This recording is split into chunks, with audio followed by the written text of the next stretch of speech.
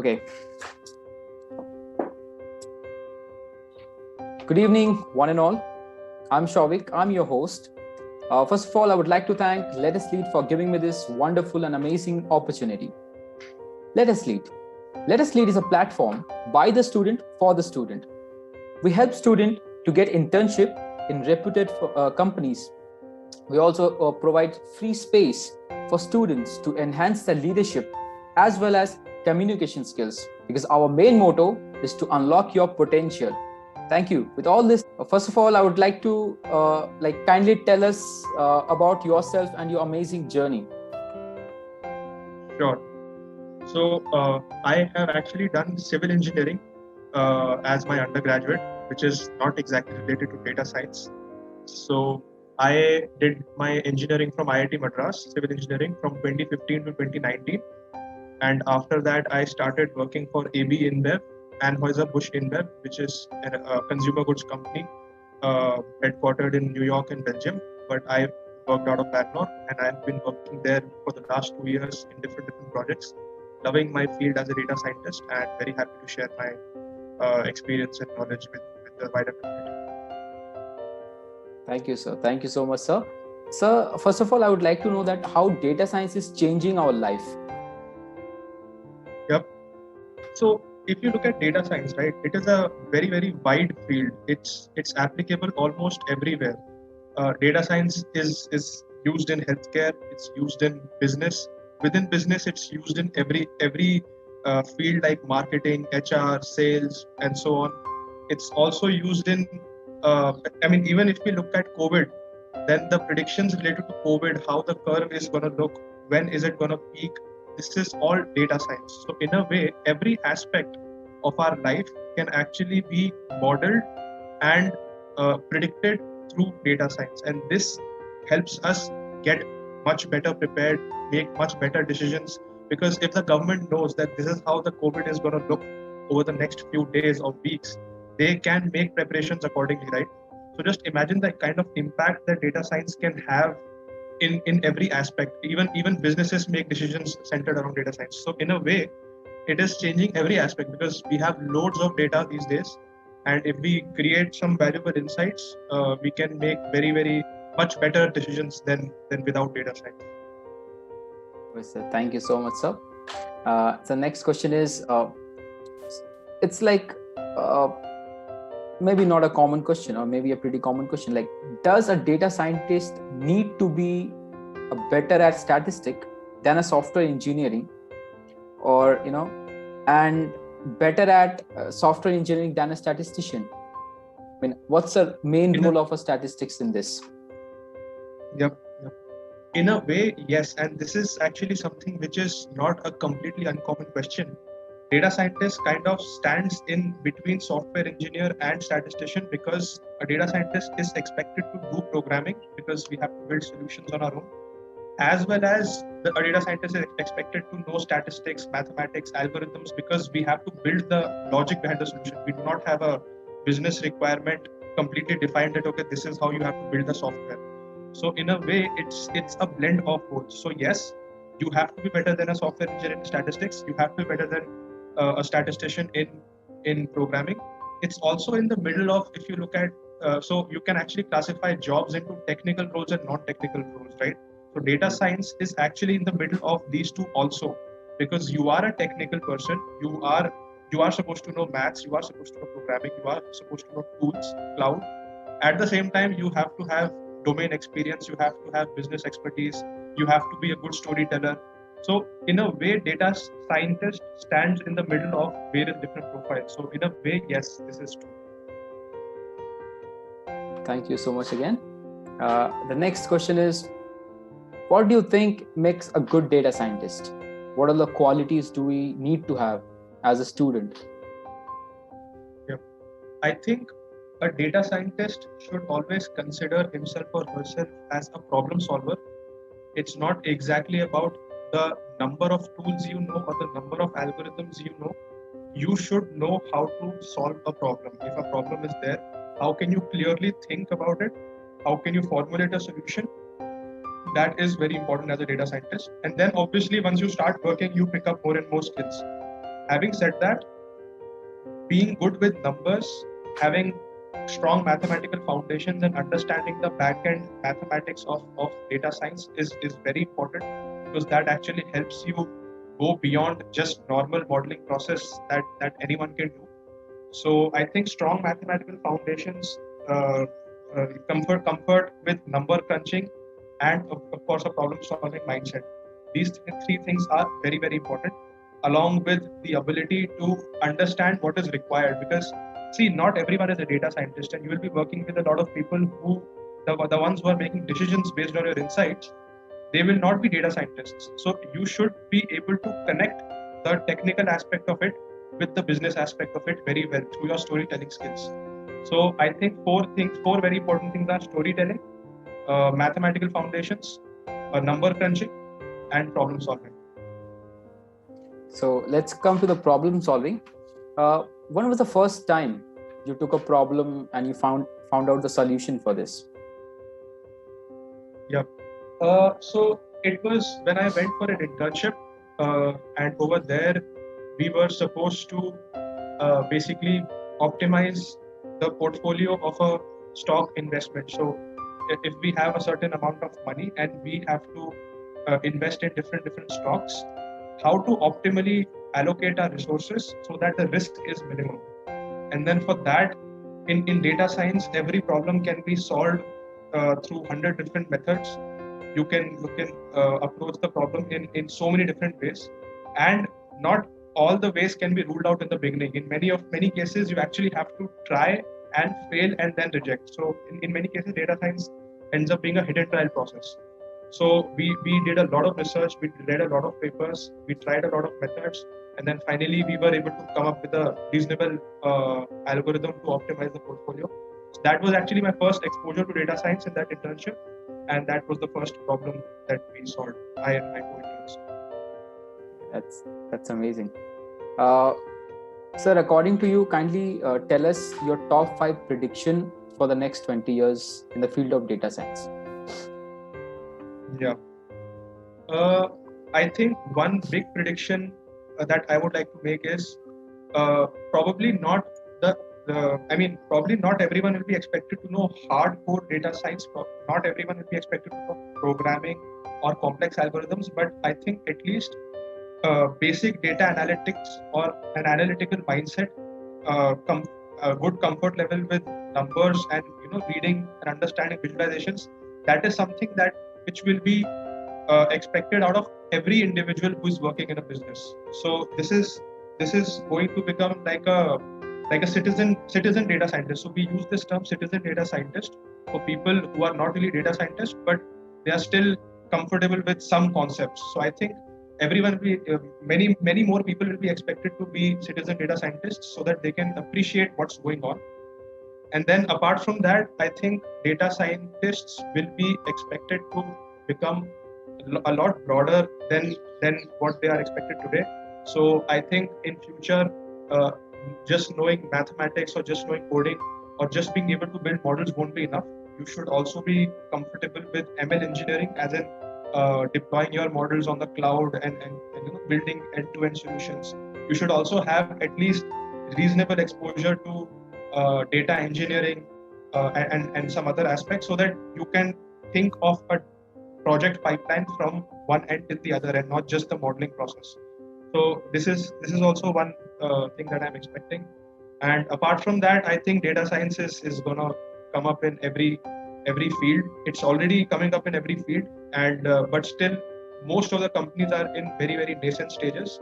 They are using very, very basic concepts and very basic approaches to influence their decisions. But I think over time, as more and more people realize the value that it can possibly bring to the table, they will start investing more and more in specialized data scientists and have huge teams to build their solutions. Right now, also many companies depend on consultants. There are specialized analytics companies that are given contracts, but I think over time, at least the bigger companies will all have in-house data science teams over the next 20 years. So I'm expecting a lot of boom in the job market. But at the same time, I'm also expecting a lot more aspirants, because it's a hot field and everyone is willing to enter it. right now we do not have a lot of programs specially designed for data science, but they are coming up very soon. So as more and more people start getting that special training, it'll more and more people will enter this field. Okay. Thank you, sir. The next thing is,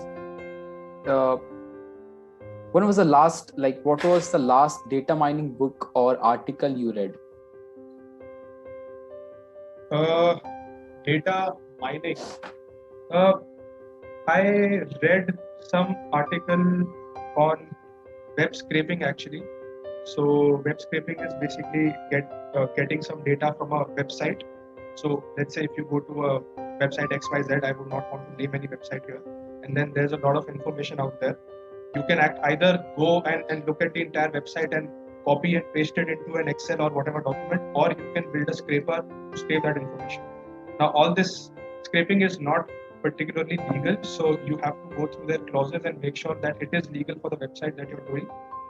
But yeah, I think if I talk about the last time I saw data mining, it's web scraping from a particular website. So, sir, most of us, we are student. So kindly suggest us some good website from where we can learn from scratch. I think so. First of all, there are lots and lots of courses available on Udemy, Udacity, on Coursera. So if you go there, then you'll be able to find endless number of courses. But let's say if you don't want to do it that way, if you have already started working as a data scientist, then I think places like medium.com, and there are different publications on medium.com, one of them being towards data science, and similarly Analytics Vidya. These are actually quite useful, and people from all experience levels use these because they, in a very short and crisp way, explain the concept as well as help you with the implementation. So I think these two sources, along with the ones that I mentioned for proper courses, Udemy, Udacity, and Coursera should be a good option. And if you want to go into more details, let's say you've already started working and you're working on a project which requires extensive research, it requires you to go into the very, very details of the maths, then I think you have to read research papers. So for research papers, you can go to ResearchGate or IEEE. Okay, so the next thing is, who do you admire most in the data science community and why? I think a lot of people will say Andrew Ng, who is basically the father of machine learning. A lot of people who started their data science journey a few years back started it with a course or some videos or some lectures from Andrew Ng, who is a professor at Stanford University. He has very, very well delivered videos that make very complex concepts very, very easy to understand. And a lot of concepts that we are using today have actually been developed by him. So he's actually kind of a father of machine learning, and he's a role model for a lot of people. The kind of clarity that he has in the background maths of data science is amazing. So I think I really admire him as a data scientist. So what's the best interview question anyone has ever asked you?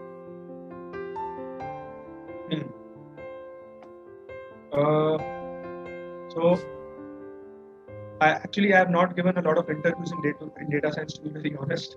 But when I gave that interview for ABN Web, when I was about to join, then they asked me questions related to PNC, permutations, combinations, and probability, and mathematical questions, just to make sure that you're able to think. It's not just about doing data science as such; it's also about whether or not you're able to think. So I would say a question related to permutation and combination. I mean, you want me to tell the details of that question here? Because it was completely mathematical. Okay, it's all right, sir. Briefly, you can explain. No issues. I should? Yes, sir, you can. Yeah. So the question was, if you have a chessboard and an ant wants to go from one corner to another corner, diagonally opposite corner, and it can only move along the lines of the chessboard, then what are the uh, number of ways in which the ant can go from one end to another, given that it travels the minimum distance? Now, there are multiple ways to approach this question, but if you are able to think very, very simply, then the idea is that if you look at the displacement of the ant, it's just 8 horizontal steps and 8 vertical steps in total when the ant is moving from one end to the diagonally opposite end.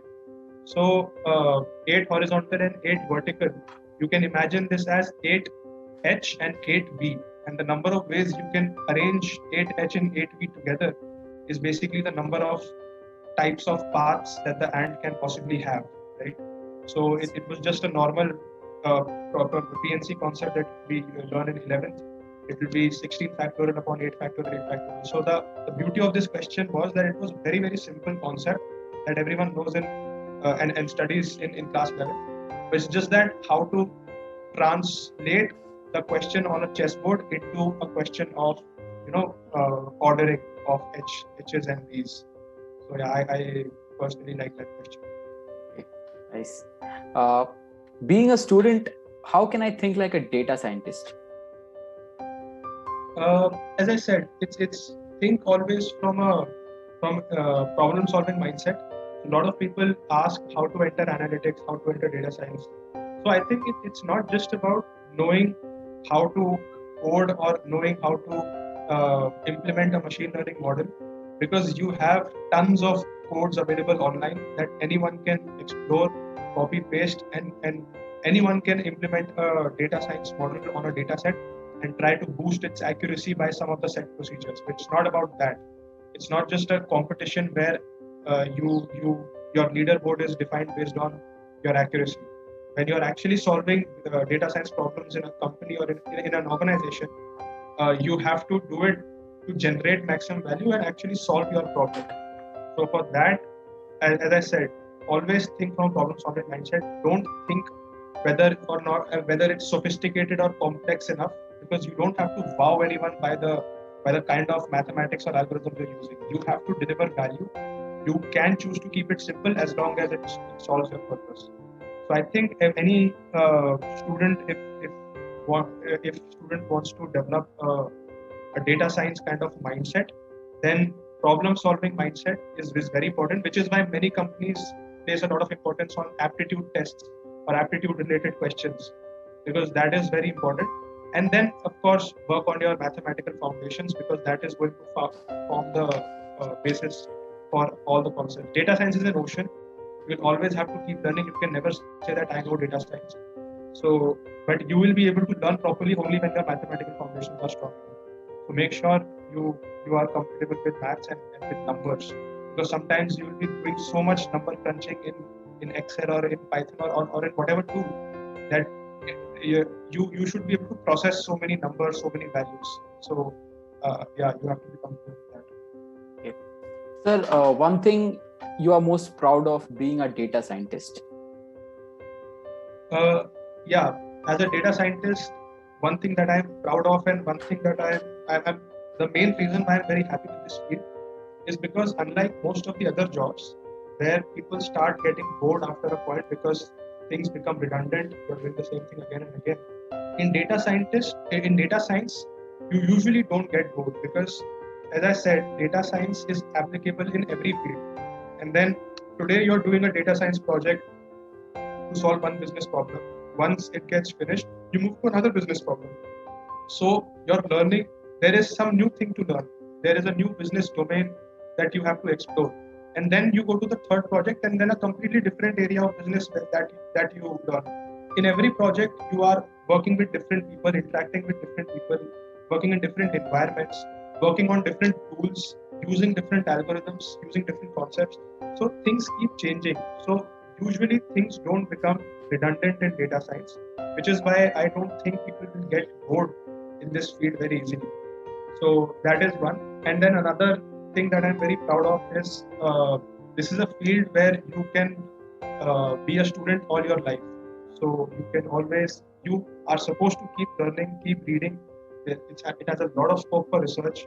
So it's a field wherein you can not just do your job, but also do things much beyond your job, like contribute to the research if you're interested, or do a lot of things. There's so much happening in the data science community. You can go to conferences. This is a kind of job where you don't just do your job for the sake of your salary. You can do much more and achieve much more. There's a lot of room for that. Sir, what is the minimum qualification required to be a data scientist? In India, there are a lot of data scientists who have done bachelor's degree only. Usually, as I said, maths is important. So there are a lot of people that come from economics background, or from statistics background, or from engineering background. And I think, if you're from humanities background, then it might be a little challenging. But if you're able to pick up maths, then probably yes. So data science does not have dedicated. It does have a few, but it does not have a lot of dedicated programs so far. So most of the people in this field are those who have learned concepts on the job. So they have done either statistics or economics, or let's say some other kind of engineering, or even MBAs. And then after that, they come to their jobs and they obviously keep learning as they work. So I think the minimum qualification is a degree that has some mathematics involved. And after that, you should be good to go. If you have programming background also, awesome. It will be easier for you to pick it up. If not, you can learn it on the job. But as I said, maths very important. So any degree involving maths is fine. So the next thing is, being a beginner or being a student at this point of time.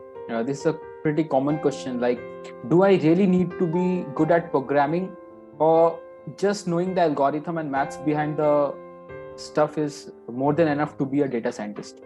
What is exactly it is? Yeah. In order to enter the field of data science, if you are giving an interview, probably not. Even if you are not great at programming, it's fine, because they want to understand your conceptual clarity. But it's not that, you cannot expect to remain that way for a very long time. So at least after joining, you will have to learn programming. Because see, the thing is, there are a lot of data scientists out there who know programming, right? Who know programming as well as algorithms. And a lot of data scientists who know even cloud. So in order to stay in the competition, you kind of have to, because otherwise you will have to be dependent upon another person who knows programming to implement your concepts. If you are at a managerial level, if you're a data science manager or a data science team lead, then probably not knowing programming is okay, because all you have to do is think about the approaches to solve a problem, recommend them to your juniors who will be doing the actual hands-on coding, and that should be okay, because after a point you don't have to do hands-on work. So if you are a data science manager, then not knowing programming is okay. But if you are a beginner, if you are just coming out of undergrad and you're joining as a junior data scientist, then probably yes. Maybe not for interview, but at least after joining, you need to know. Okay, thank you. The next thing is, people who are searching for a job in the field of data science. According to you, what should be the most important point they must have in their resume or CV? Yeah. I think people, whenever they look at their resumes, they look at the skills section and they look at the experience or project section. So in skills, mention the tools that you know, like any programming languages like R, Python, and so on, or SQL. Mention the tools like Azure or AWS. Any cloud platform, if you are exposed to that, any visualization platform, even MS Office. So all these tools that you know, they are important. Apart from that, in tools, then also you can also write the concepts or the kind of algorithms that you know. Probably you have done some online courses on deep learning or machine learning or some optimization techniques. So any courses that you have done, you should specifically mention those. So I think skills and courses, these two things people always look for, especially when hiring freshers. And then if you have a couple of projects to mention, then that obviously helps, because that tells us that, okay, this guy at least knows how data science works. He has a little bit of exposure. So any projects that you have done in college with a professor or in some competition or even on Kaggle or through some internship are most welcome to be written on a resume. So mention what you have done, and that should be good. Okay. Sir, as a student, what are the most common mistake we can avoid during our interviews? Yeah. So I think one very important one huge mistake that most of the freshers make while giving interviews is that they assume that they know a lot because they have done some course, let's say, or they have done some project, which might not be 100% true, because it's not just about knowing the mathematics, although it's very important. But since the experience of implementing stuff is limited, they might not be able to answer every question. So I have come across a lot of applicants who have mentioned, let's say, deep learning in their resume, but when it came to proper understanding, then it did not really impress me. So I think one big mistake that people make is they overestimate the kind of thing that they know. I would like to recommend, please be honest on your resumes, because whatever you write on your resume, you should know that. You should be clear with that. If you write any project that you have not done, if you get stuck anywhere, then it's going to be a big turn off for the interviewer. So please make sure whatever you are writing, that is honest. You are clear with that, and it's better to undercommit and over deliver rather than the other way around. Because if you oversell yourself and then the interviewer, if you don't meet the expectations, then it's going to be worse than the other way around. If you just have a normal expectation and then you end up demonstrating much more knowledge. So please make sure that you don't oversell yourself.